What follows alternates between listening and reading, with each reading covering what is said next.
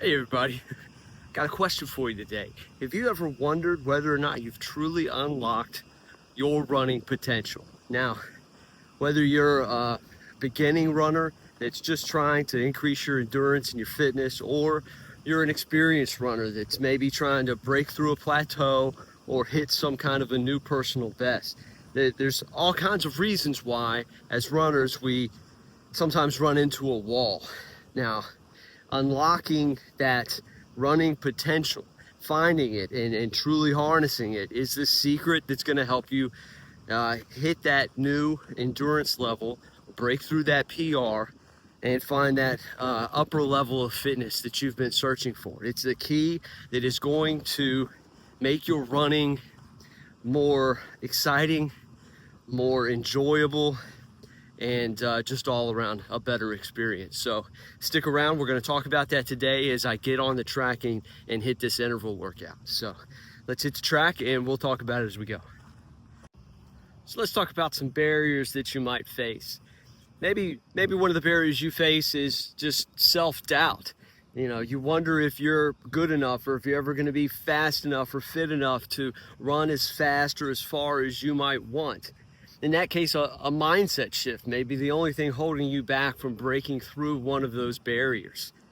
Maybe an obstacle for you is lack of knowledge about maybe a proper training technique or proper running form. There's so much knowledge available that maybe you don't know where to start. Another misconception might be not really understanding what your limits or capabilities are. You know, whether or not you're, the type of person that can run, right, the right shape or size, whether you're meant to be a runner or whether this is something that you can even do. And then there's also always the fear of injury. There's a lot of myths about how often runners get hurt, and a lot of that just has to do with knowing the right way to go about running. So all of those can be barriers that might be in the way of you reaching your true running potential. All right, so how do you find that running potential? I'm gonna be honest with you, there's no secret sauce. There's no magic pill, and I'm not gonna give you some kind of magic formula that you can put down onto a spreadsheet that's going to pop out all the right answers.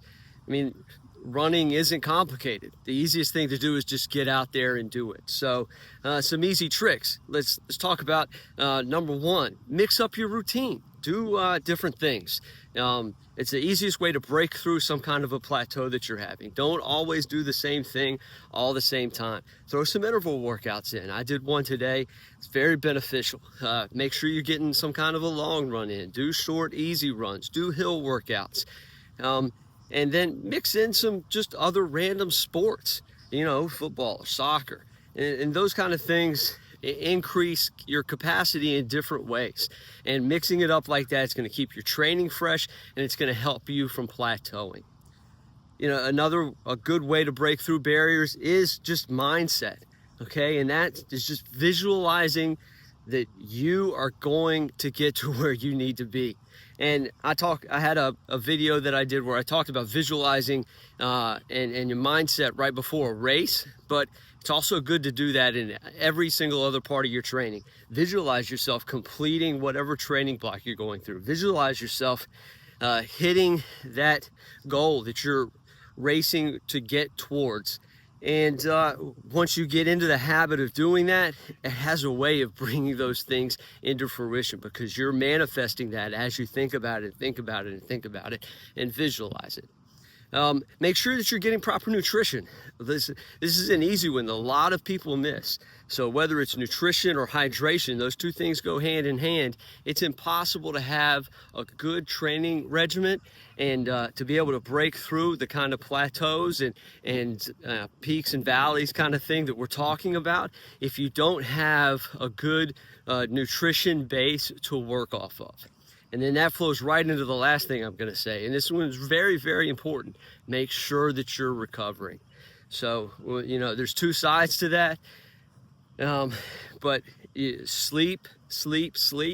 and then make sure that you're recovering as well with just, stretching and mobility kind of work. Those two things are going to go leaps and bounds, but you cannot outwork your recovery, and your body needs time to build itself back up after you break it down. So you got to put in the work, but then let your body put in the work to make the gains out of the work that you put in, if that makes sense. So all those things help to break through those barriers. Put those into practice. Listen, I'm not a doctor. I'm not a PT. I'm not a coach of a college level running program. I'm none of those things. I'm a regular 45-year-old guy with a full-time job and a wife, 3 kids in college. I've got responsibilities and time commitments and all those things. Just a regular guy with regular constraints. But I can tell you that the things that I just talked about work because they worked for me. 6 months ago, I couldn't run 3 miles without stopping and walking. And now I've completed a half marathon a few weeks ago. I'm almost complete with an 8-week training block, hopefully breaking a 6-minute mile, my fastest mile in, I couldn't even tell you how long, next weekend. So these things work. That's the end of the story. It's just putting them into practice.